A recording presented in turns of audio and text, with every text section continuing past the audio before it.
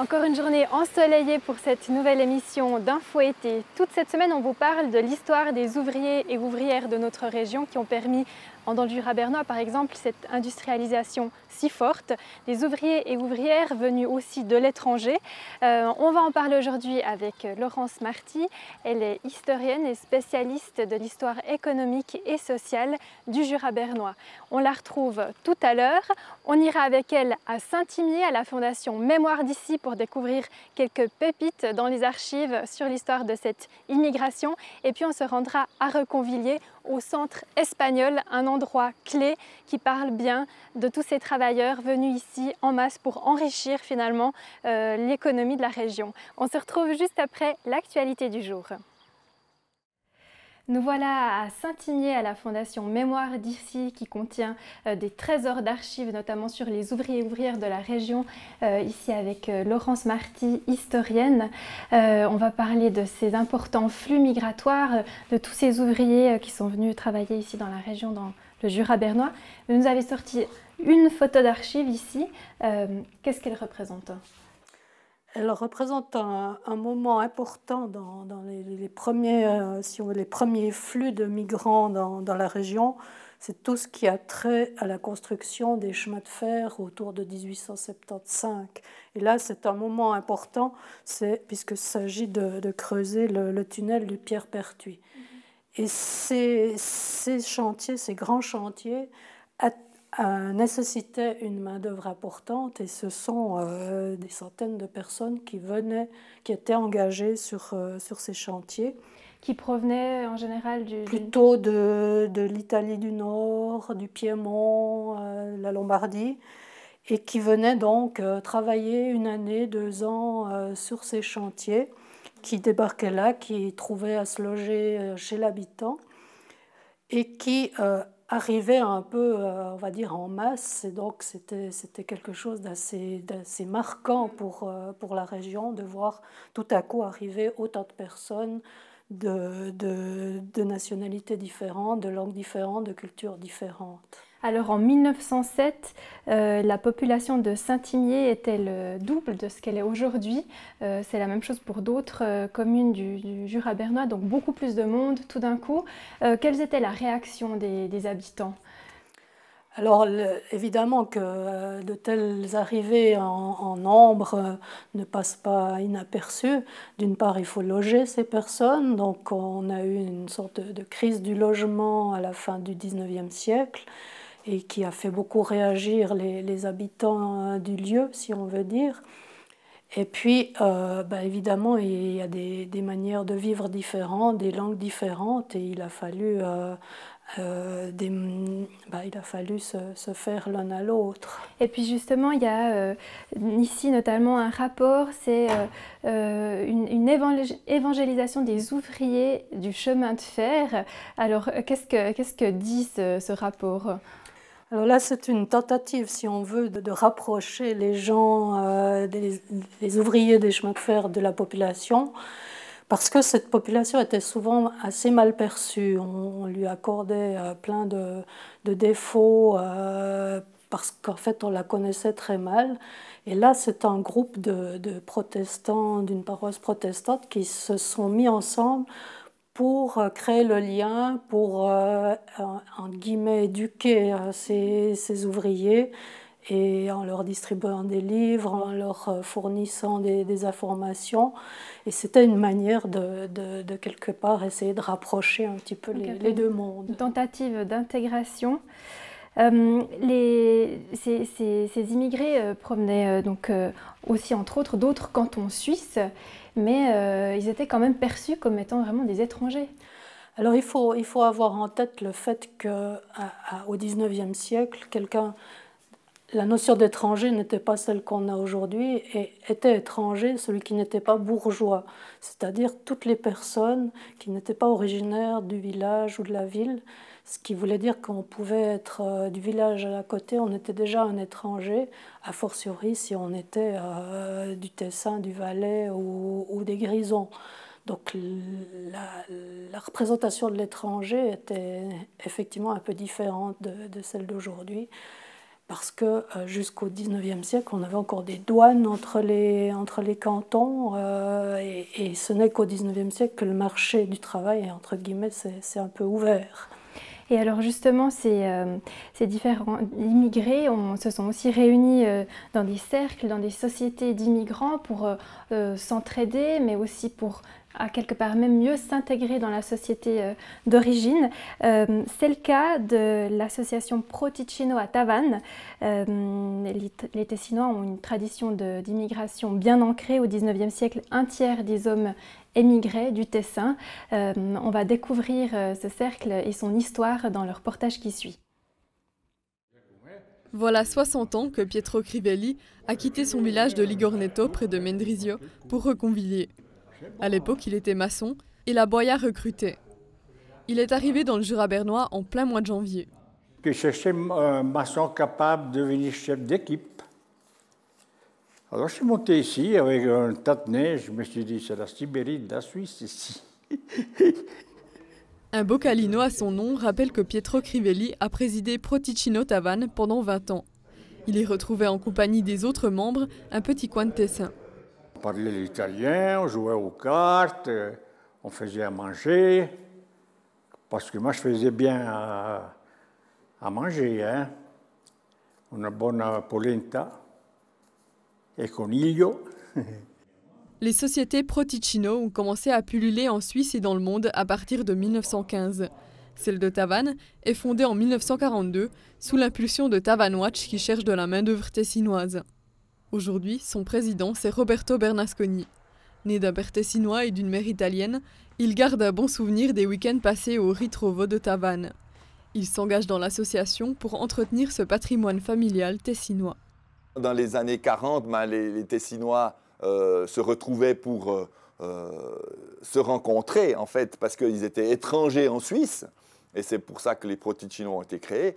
Alors que maintenant, je dirais que c'est plutôt des retrouvailles plus par sentimentales que effectives. Parce que, voilà, ici, on a eu la chance, il y a 50 ans, de construire ce bâtiment. Ailleurs, les gens se retrouvent dans des restaurants, dans des locaux pour un peu parler tessinois. Au fil des générations, les membres de Pro Ticino se font toujours moins nombreux. Mais les locaux sont encore ouverts 3 jours par semaine et le risotto aussi bon qu'au Tessin. De retour à Reconvilier cette fois-ci pour parler de cette forte immigration d'ouvriers et d'ouvrières de l'étranger ici dans le Jura bernois. Laurence Marty, vous nous avez emmené devant le centre espagnol de Reconvilier. Qu'est-ce qu'il dit à l'historienne que vous êtes? C'est un peu un lieu qui résume l'histoire de toute cette migration, de l'immigration d'après-guerre, puisqu'on a une entreprise, en tout cas ce qu'il en reste, une de ces entreprises horlogères qui s'est considérablement agrandie, qui a recruté énormément de personnel à partir des années 50 à 70, et puis qui aujourd'hui est vide, ou presque, et qui en même temps accueille le centre espagnol, ce qui est finalement le lieu de retrouver où les gens venus d'Espagne se retrouvent encore aujourd'hui. Ces mêmes personnes qui sont arrivées, ou leurs parents qui sont arrivés pour travailler dans cette usine, ou les autres de la région. Donc il fait écho en fait à leur histoire, parce que justement dans la période d'après-guerre, l'immigration est surtout due en fait à la forte main-d'œuvre requise cette fois-ci dans les entreprises horlogères de la région. Vous avez parlé tout à l'heure de 200 à 300 personnes par année qui étaient employées dans une seule entreprise. Donc on peut imaginer la masse de personnes qui arrivaient ici dans la région. Donc c'est à la fois l'horlogerie et aussi beaucoup l'industrie des machines, parce que longtemps l'horlogerie n'engageait pas de personnel étranger. Mais je dirais qu'à partir des années 60, c'est effectivement plusieurs centaines de personnes, selon les entreprises, qui pouvaient être engagées chaque année, 100, 200, entre les différentes entreprises de la vallée et Moutier.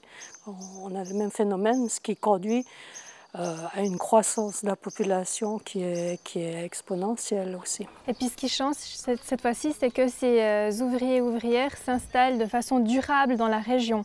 Donc ça va changer les dynamiques. Et ils vont aussi parfois accepter, ne connaissant pas toujours le marché du travail, des conditions de travail pas toujours favorables. Alors il est vrai que contrairement au travail sur les chantiers, on travaille toute l'année dans les usines et que les gens qui arrivent là ne connaissent pas forcément le marché de l'emploi local, les salaires qui sont appliqués. Et c'est souvent, on constate en tout cas, notamment pour les femmes, parce que c'est aussi une migration très féminine, ce qui est un phénomène nouveau, c'est souvent des salaires qui sont inférieurs à ceux du personnel régional. Les communes ici dans la région vont croître énormément aussi avec cette arrivée d'ouvriers et d'ouvrières. Comment est-ce que ces arrivants donc de pays méditerranéens, beaucoup cette fois-ci, vont être perçus par la population? Alors évidemment, on ne peut pas faire de généralisation parce que certains se sentent relativement vite chez eux, participent à la vie locale, à la vie des sociétés, trouvent là facilement de quoi s'intégrer, comme on dit. D'autres auront peut-être plus de difficultés. Certains repartent très rapidement parce que ça ne leur convient pas du tout de se retrouver encaissés dans cette vallée alors qu'ils viennent du bord de mer. Il y a des témoignages là-dessus aussi? Il existe des témoignages qui vont dans ce sens. Donc il n'y a pas non plus une réaction unanime, et c'est le cas aussi de la population, où certaines personnes sont plus ou moins bien accueillies. Ça dépend de l'ouverture des gens à l'autre finalement. Mais il y aura quand même la fameuse initiative Schwarzenbach qui voulait réduire le nombre d'immigrés ou de populations étrangères dans les villes drastiquement. Alors il est vrai que, comme on l'observe encore aujourd'hui, le fait de voir arriver beaucoup de gens d'origines différentes, de cultures différentes, provoque des réactions, provoque des rejets, y compris jusqu'à l'extrême qu'on a pu vivre avec ces initiatives.